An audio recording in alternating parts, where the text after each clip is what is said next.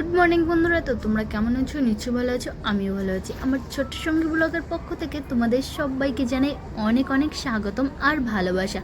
তো বন্ধুরা, তোমরা আমার এই পুরো ভিডিওটা দেখতে থাকো আর আমার পাশে থেকো। আই হোপ তোমাদের এই ভিডিওটা অনেক ভালো লাগবে। তো আজকে সকাল সকাল বেরিয়ে পড়েছি কন্যাকুমারীর উদ্দেশ্যে। বাড়ি থেকে অনেকটা ভোরে বেরিয়েছি, এই জন্য শুধুমাত্র স্নানটা করে বেরিয়েছিলাম। সকালে খাওয়া দাওয়া হয়নি। আর আমরা তো সবাই হাসি মজা করছি, আর আমার রাজদীপ কিন্তু এখনও ঘুম থেকে ওঠেনি, ও এখনও ঘুমিয়ে আছে। আমরা কিন্তু কাশ্মীর টু কন্যাকুমারীর যে রোডটা আছে সেই রোডটা দিয়ে যাচ্ছি। আর যেতে যেতে রোডের মাঝখানে কি দারুণ দারুণ ফুল গাছ লাগিয়েছে, সেই ফুলগুলো দেখছি। খুব সুন্দর লাগছে ফুলগুলো দেখতে। তো আমার রাজদীপ সকালে ঘুম থেকে উঠে গেছে, আর এখন আমরা রোডের পাশের একটা হোটেল থেকে সকালের খাবার খেয়ে নেব। তো এখন আমরা সবাই গাড়ি থেকে নেমে গিয়েছি।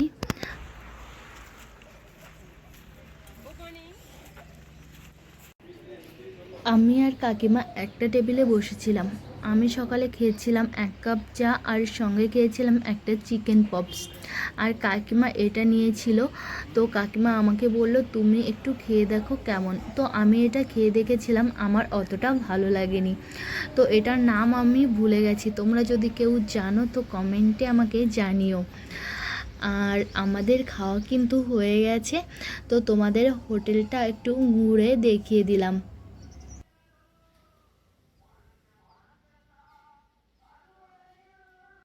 তো আমাদের সকালের খাওয়া দাওয়া হয়ে গেছে, আর আমরা কিন্তু আবার বেরিয়ে পড়েছি কন্যাকুমারীর উদ্দেশ্যে। আর কন্যাকুমারী যাওয়ার পথে কিন্তু এই রকম প্রচুর ফ্যান রোডের পাশ দিয়ে লাগানো ছিল, তো সেটা তোমাদের সঙ্গে শেয়ার করলাম।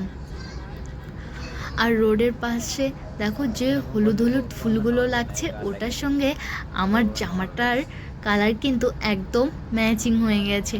আমি মনে মনে ভাবছিলাম যে রোডের পাশে গিয়ে ওই হলুদ ফুলের মাঝে দাঁড়িয়ে একটা ছবি তুলব, কিন্তু আমাদের বাড়ি থেকে কন্যাকুমারী অনেকটাই দূর, আর এই রাস্তার পাশে দাঁড়িয়ে ছবি তুলতে গেলে অনেকটা লেট হয়ে যাবে। এই জন্য ভাবছি আসার পথে ছবি তুলে নেব। আমরা বাইপাস থেকে নেমে গেছি, আর কন্যাকুমারী যাওয়ার পথে রোডের দুই পাশ দিয়ে কিন্তু এরকম নারকোলের অনেক তোপ আছে। আর এই ধানের ক্ষেতগুলো দেখে মনে হচ্ছে আমি যেন ওয়েস্ট বেঙ্গলে আমার গ্রামের বাড়িতে চলে এসেছি। কথা বলতে বলতে কিন্তু আমরা কন্যাকুমারী চলে এসেছি, আর এটা হলো ভারত মহাসাগর। তো এখন আমরা গাড়ি পার্কিং করে বিবেকানন্দ রক দেখার জন্য যাব। গাড়ি থেকে সাজুগুজু করে বেরিয়ে পড়েছি বিবেকানন্দ রক দেখার উদ্দেশ্যে। তো বিবেকানন্দ রক দেখতে গেলে আগে বোটের টিকিট কেটে নিতে হবে। তো এখন আমরা বোটের টিকিট কেটে নেব। তো টিকিট কাটার জন্য আমরা এখন যাচ্ছি। তো দেখো বন্ধুরা, কি প্রচণ্ড ভিড় হয়েছে। আর এই ভিড়ের মধ্যে যদি আমরা সবার লাস্টে থাকি, তাহলে আজকে বাড়ি যেতে অনেকটা রাত হয়ে যাবে।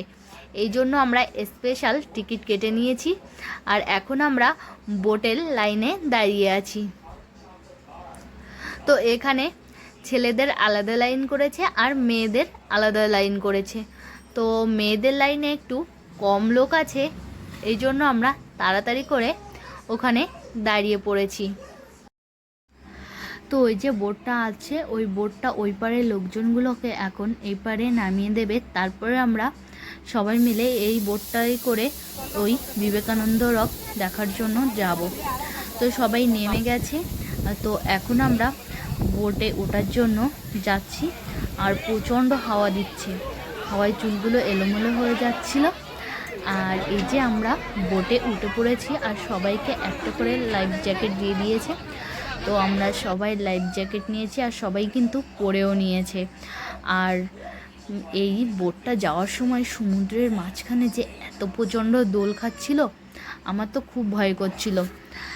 এটা আমার বর আর ছেলের সাথে প্রথম আসা।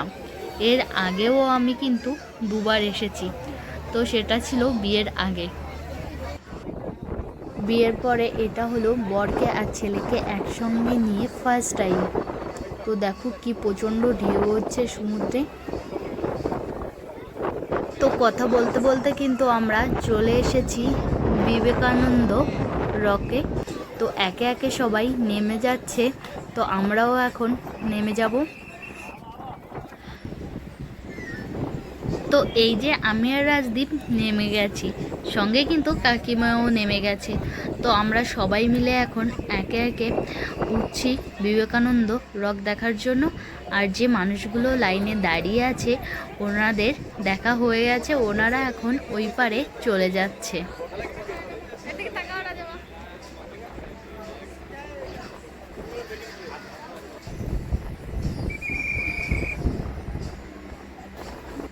তো ভাই একটু সবাইকে হাই করে দিল, ভাই মানে আমার দেওর। তো এটা হলো ভারত মহাসাগর আর এটা হলো বিবেকানন্দ রক। আর এই যে এই মন্দিরটা দেখতে পাচ্ছ, এটা হলো দেবী মায়ের মন্দির। এখানে দেবী পার্বতী এক পায়ের উপর ভর করে আর এক পা উপরে তুলে ধ্যান করেছিল। তো সেটা দেখার উদ্দেশ্যে এখন আমরা যাচ্ছি। তো সেটা আমাদের দেখা হয়ে গেছে আর এখন চলে এসেছি বিবেকানন্দ রকে। তো এটা হলো বিবেকানন্দ রকের মেন গেট। আর এই যে ভিতরে আছে বিবেকানন্দ স্ট্যাচু। তো এখানে ভিডিও করতে দিচ্ছিল না, তো লুকিয়ে এইটুকু তুলে নিলাম। তো আমাদের পুরো মন্দিরটা দর্শন করা হয়ে গেছে। তো এখন দাঁড়িয়ে কতগুলো ভিডিও করে নিচ্ছি, ফটো তুলে নিচ্ছি। এই যে যে মূর্তিটা দেখতে পাচ্ছ এটা হলো তিরুবল্লভার স্ট্যাচু। এটা হলো দক্ষিণ ভারতের একজন বিখ্যাত কবি। এই যে বিবেকানন্দ রক থেকে এই স্ট্যাচুতে যাওয়ার জন্য একটা রোড তৈরি করছে। আর এর আগে যখন আমি এসেছিলাম এই বিবেকানন্দ রকে, তখন একটু আলাদা ছিল।